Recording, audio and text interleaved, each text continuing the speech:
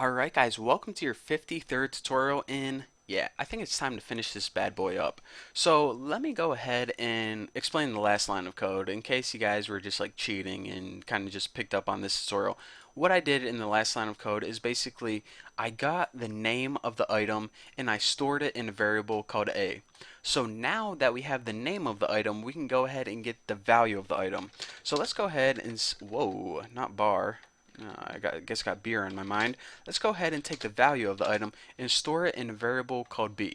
Now remember, whenever we are setting an item, we use the variable, or excuse me, we use the function setItem. Whenever we are getting the value of an item, we use the function getItem. Now, the function getItem basically returns the value of an item.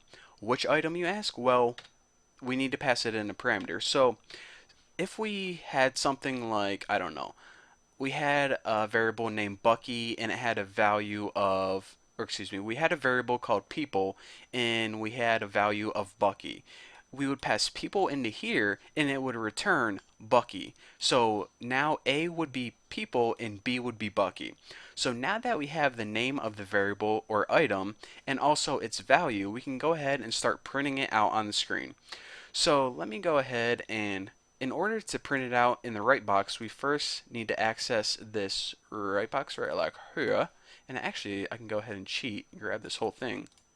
Shh, don't tell anyone I'm cheating. So go ahead and grab the inner HTML, and I'm going to explain this. We can't just go ahead and set this equal to a single line of text like this, because this is going to loop through, let's say, 10 times. At the end of the 10th time, it's going to say, okay, set this equal to A and B. So each time it's going to replace the inner HTML. So instead of just replacing it 10 times and ending up with a single line, we want the inner HTML to be 10 lines long. So in order to do that, instead of just setting equal to one line, we need to add that line on to this property right here. So then the first time it loops through, it's going to be one line. The second time, it's going to be 2 lines, and it keeps adding lines and lines onto this property, and at the end, you have, hopefully a list of like 5 or 6 different things. So now that we have that taken care of, let's go ahead and start printing out these variables. I'm just going to go ahead and print out the name of the variable, which is stored in the variable A, and also the value of the item or variable, but I just don't want to print them out right after each other. What I want to do is I actually want to add a little one of these so it just looks a little prettier, and then just go ahead and stick on the value of it. And after this, since we're going to be working with a bunch of different variables, I want each of these to appear on a new line. So in order to do that, just go ahead and add a break at the end, and this is going to make them appear on a new line. So let me go ahead and save this, and yeah, everything looks pretty good to go. So this basically loops through all the variables you have stored and makes them appear on a new line. So let me go ahead and copy the path to that and refresh it and check it out. We got all this crap because I was testing it out in my last tutorial, but I want to show you guys how this works. Let me go ahead and refresh this, launching Google Chrome, and I'm going to go ahead and store the variable A, save it in there. B, save it in there. C, save it in. So instead of just storing one variable and its value, we can store a bunch of different variables in their value. Now, let me go ahead and go to my website, thenewboston.org. Oh, I wonder what's happening on my forum. Any active topics looking cool? Oh, this looks good. How old are you? Yada yada. And now I go, okay, you know what? I think I'm going to go back to that website and check it out. When we go back, all our information is still stored, all of our variables. So if we were like on a website like YouTube and we wanted to keep a list of our favorites, or more likely you'd be building something like a shopping cart and you want to keep the user's items, and maybe they went to a different website to compare prices or something, when they came back, all of their items are still stored for them. And say they wanted to add another item to their shopping cart like tuna, and I don't know, maybe it was like $12. Well, you can store that in there too. And then when you go to, another website, come back, all that information is stored there right for you. So again, Before with JavaScript, as soon as we left this page, then all of the user's information and data would get destroyed.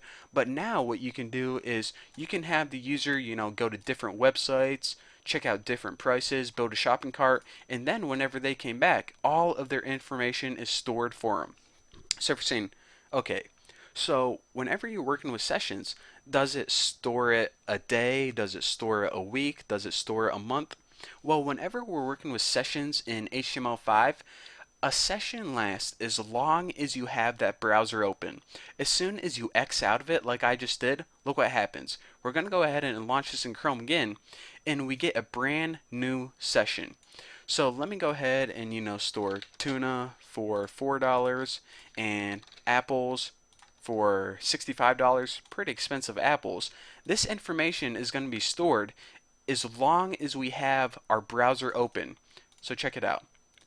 But as soon as I go ahead and close out of this browser, then the information gets destroyed. So that is how long a session lives. It lives as long as you want it to. So now, okay, guys, I'm done talking. I am, my throat is parched. I need to go chug a milkshake or something. So, anyways, I hope you understand that basically how to use the web storage API and when it could be useful whenever you're building things like shopping carts and stuff of that matter. If you ever want to make a program where maybe you want to store information for longer, such as like if you made something like eBay where you had a list of items and you wanted it to be saved there for like a month, or YouTube like a list of favorite videos, then you would need to use a database. That would probably be your best bet. But anyways, for simple shopping cart applications and, I don't know, I don't know. Someone think of something else for me because my mind's drawing a blank right now. This is your best bet. But anyways, thank you guys for watching. Don't forget to subscribe and I'll see you guys in the next video.